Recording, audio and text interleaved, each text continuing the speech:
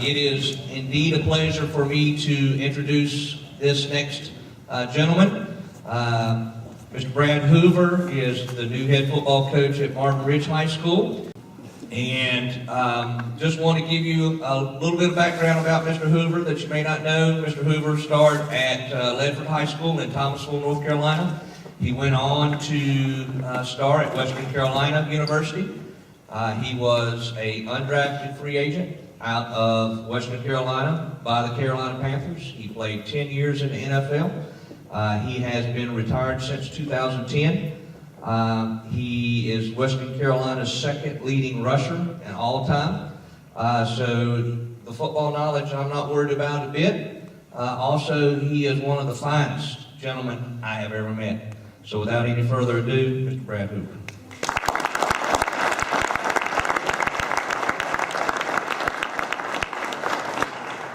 Thank you, Kevin, Mr. Connor, and I'm honored to become the next head football coach here at Marvin Ridge. Parents, what I'm going to tell you is I'm looking forward to getting to know your kids and in turn getting to know you guys as well. I believe life is about relationships, and how we build those relationships determine our outcomes. And I look at from those relationships, these kids are going to learn a lot of things about me, and in turn, I'm going to learn a lot of things about them.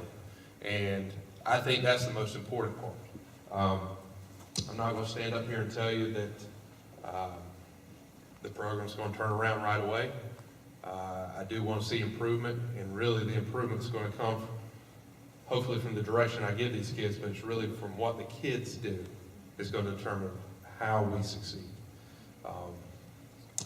I will tell you I have very high, lofty goals and expectations. I believe in accountability, trustworthiness, and hard work. Those are the things that I've sort of founded my career on as a player, and now I use as a coach as measuring tools.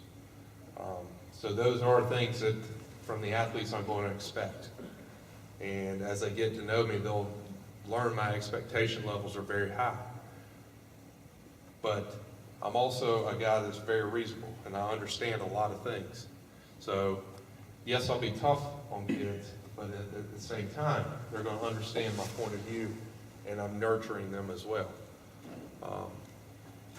I term it hard love sometimes, but you know, at the end of the day, what I want to do with your children and with the administration and the school and you as parents entrusting them with me is to teach them the life skills the game of football presents. And those are the life skills that I believe in and learned at a very young age. It's something that my high school coach instilled in me, and it's really why I stepped into the coaching teaching profession. Was to try to make an impact and influence kids to do the right things and succeed on and off the field of play. And that's what I'm here to do. Yes, I want to win football games. I think as a coach, you wouldn't be out here if you weren't competitive and had that competitive drive. I do have that. But at the end of the day, that's not the most important thing to me. The most important thing is the young men that are sitting up here in front. And yes, I don't know a lot of their names. I know some faces just from passing them in the hall, what little I've been here. But my main objective is to get to know them on a personal level, on the field, and what I've told them and what they're going to find out is my door's always open, always open. And that's why I believe relationships are so big to me. It's because I had that access at one point, and I want to give that access back. Yes, I want to teach them things on the football field for them to succeed, but I also want to be able to sit down with them man-to-man, face-to-face, and listen to their problems, their concerns, help give advice. You know, I look at it as, I don't want to say I'm a counselor. I don't know it all. I'm not going to claim to know it all. But what little or as much as I do know, I'm willing to share with these kids to make their lives better, and for at some point to that bell to click and say, hey, Coach Hoover's an upright, forthright man, and something he's teaching me is going to benefit my life later on down the line. You know, the best way for y'all to get to know me is not for me to sit up here and talk. So, I'm a face-to-face communicator. I like conversation. So, feel free to ask me questions to get to know me. That's sort of how I interact. I'll try to answer as truthful as possible. You know, as you'll find, the more you get to know me, I don't BS, I don't beat around the bush. I just sort of tell you what I think. Sometimes it's good, sometimes it's bad, but the one thing I want you to know is honest. I just don't believe in anything but being honest with people and being, this is what you get. What you see right here is what you get, and that's what I want you to know. So, are there any questions, please? Yes, sir. What made you want to come to Marvin Ridge and coach high school football? Well, last year, good question. You left Union to come here, and what made you do that? Well, I'm going to tell you, my decision to leave Union Academy was probably one of the toughest decisions that I've made. I worked really hard to establish a relationship with the kids, and the day I told them I was leaving, it was probably the hardest decision I've made in a long, long time. And I've had to make some hard decisions. Because those kids, and this is the way I'll put it. An older gentleman a long time ago told me, he said, if you ever get into teaching and coaching, you'll always remember your first set of kids. And he was right. You know, those kids bought into the system I was teaching, bought into me as a person. And so for me to have to stand up face to face with them and tell them I was leaving was tough. But I tell you the real reason that I left, and it wasn't because, I felt horrible for walking out on those kids. But at the same time, I felt, I'm a man of faith, and I felt and prayed. And this is where I think the Lord was directing me. I'm just being honest with you. Yes, it was an opportunity, but at the same time, I wasn't looking to move. And when everything got laid on the table, and sort of what I thought the promises were with this school and the upsides were, yes, it was enticing. But at the end of the day, even when Mr. Connor and the school board told me that they were going to offer me the job, I didn't take it right now. I told them I had to think about it. I had to talk to my wife first of all and really sit down and ponder and pray about it. And that's what I did, and this is where I landed. I followed. But thank you for asking that question. Yes, sir. Coach, welcome. Could you give us a little insight, maybe shed a little light on what you would like, how you would like to, type of systems you would like to run in terms of offense, basically, obviously you're going to evaluate the kids, but again, what's your style or mindset in terms of? Well, I'm going to tell you, naturally my background is offense. I played fullback professionally, so I want to pound it in your face. Now, I say that. Last year at Union Academy, we were a spread offense. And not that I was for it, but that's what fit my players. And you have to sort of look at the strength of your players and be able to creatively create an offense to make that happen. Now, in my opinion, we still didn't run the ball enough. And at the high school level, I think you've got to play good defense. You've got to run the ball, control the clock, and be able to score enough points to win. That's my philosophy. Now, I don't know what we're going to be able to do until I sit down and get to know these kids, evaluate the talents here, and sort of what our strengths and weaknesses are. Right now I'm in the process of, I've talked to a few coaches, some that are currently here, some that are not, that I'm putting my staff together. And I don't, some are in place, but I will not, and I'm just going to be honest with you, I won't divulge anything until I have a complete staff in place. But I tell you, we will, how I'm seeing it in my mind, we will be competitive. I want to be able to run the football. I want to play good defense, because it all starts up front. You have to be able to tackle and stop. You have to stop the run and be able to run the ball. And so those are two things. Not saying that's what we're going to do, but we're going to try to do that. And at the end of the day, we just want to put the best kids out there and be competitive, and have them buying in to be competitive and to help us win football games here. Mm-hmm. Yes. Coach, welcome. Thank you. Question is, what's your philosophy around winter workouts? What does this team need to do?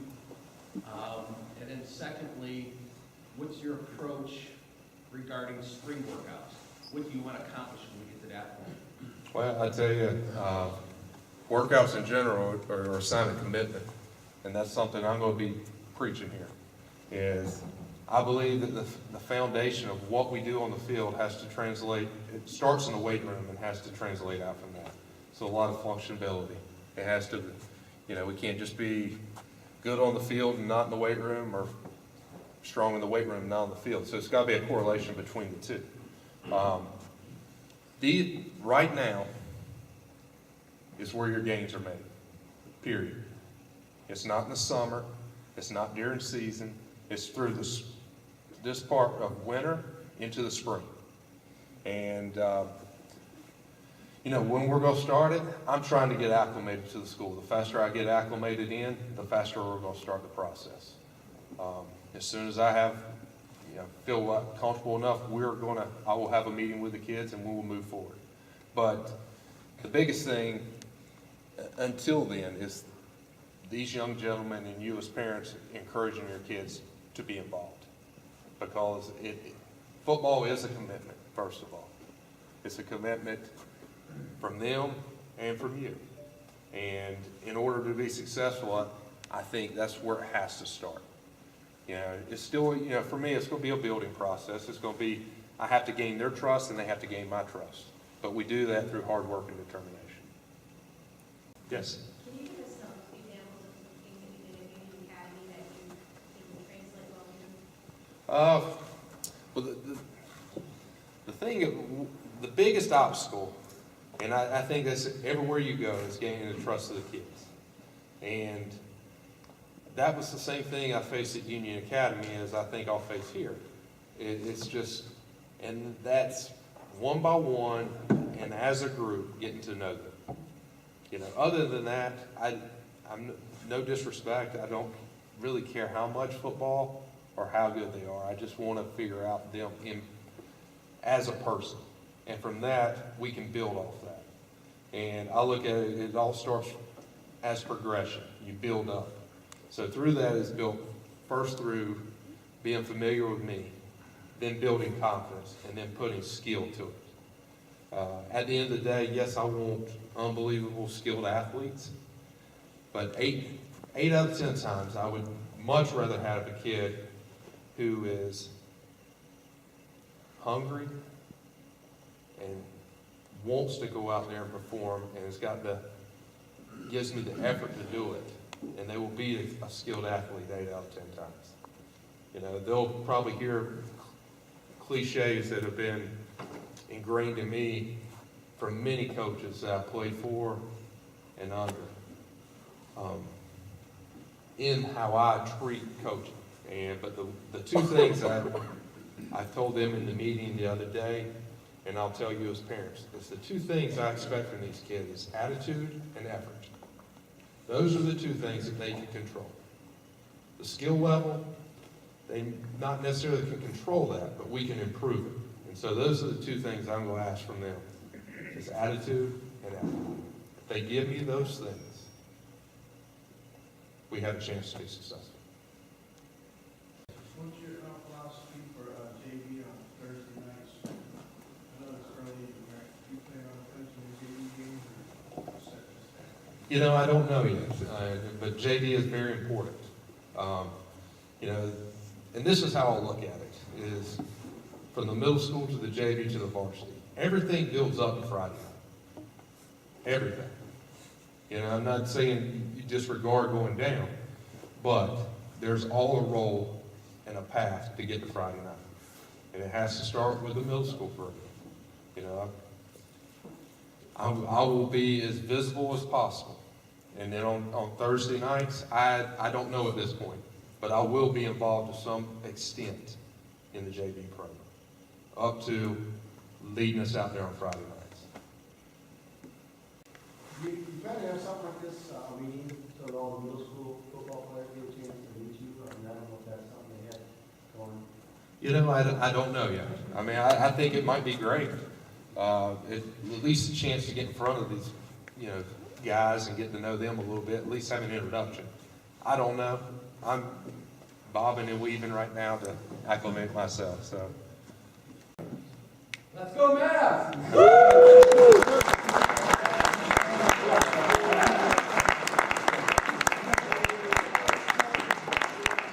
guys, I want to thank you. Parents, thanks for coming out tonight. Guys up front, players, I appreciate you being here. We're going to start turning this around. And what you'll find is I'm very dedicated to doing that. My dedication level is going to be to you guys. And in return, I'm expecting y'all to lay it all on the line for not only me, but for the school and the football team. So, looking forward to getting to know you on a more personal level, on and off the field, getting to know your strengths, your weaknesses, your skill sets. The two things, just like I emphasized a while ago, I want you to think about. I need your attitude, and that's a good attitude, but a hungry attitude, and your effort. I need 100% all the time. Those are the two things you can control. With that, we'll build on the rest. Thank you, guys. Go Mavericks.